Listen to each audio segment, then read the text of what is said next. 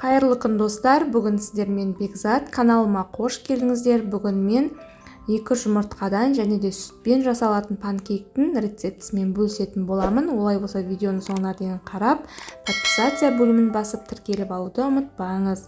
Сондай-ақ каналымда бұдан да басқа тәттілер, сусындар, салат түрлері, ыстық тағам түрлері бар, қарап шықсаңыздар болады. Ал ендеше панкейкімізді бастаймыз. 2 жұмыртқамызды миксердің көмегімен жақсылап аппақ болғанша араластырып аламыз. Содан кейін осының үстіне қант қосамыз. Жарты кеседей, содан кейін сұйық май қосамыз. Енді осы үшеуін жақсылап ерігенше миксердің көмегімен араластырып аламыз.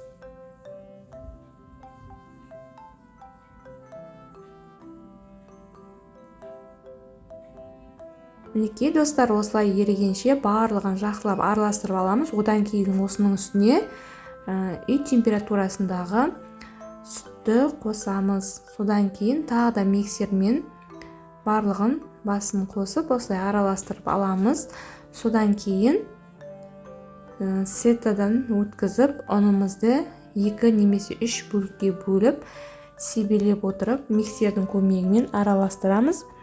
Сол кезде біздің массамыз қатты сұйық немесе тым қою болмауы тиіс, орташа массада дайындап аламыз. Мінекей бізде әлі массамыз сұйық. Енді екінші қайтара тағы да қалған ұнымызды себеміз осылай. Негізі сетадан өткізіп ұнымызды салған дұрыс. Мінекей бізде осындай масса шықты. Енді орташа отта қызып тұрған табада барлығын осылай пісіріп аламыз. Бұны біз 2 жағын алма-кезек пісіреміз. Өте тез піседі.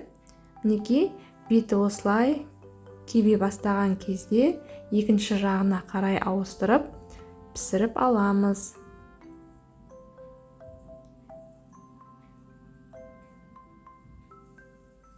Күнделікті таңғы асқа немесе бесік шайға керемет.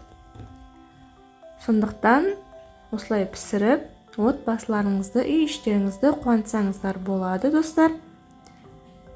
2 жұмыртқадан көптеген панкейктер шығады. Мінекей достар, біздің панкейкіміз дайын болды. Мен қазір осыны балаларыма ұсынатын боламын.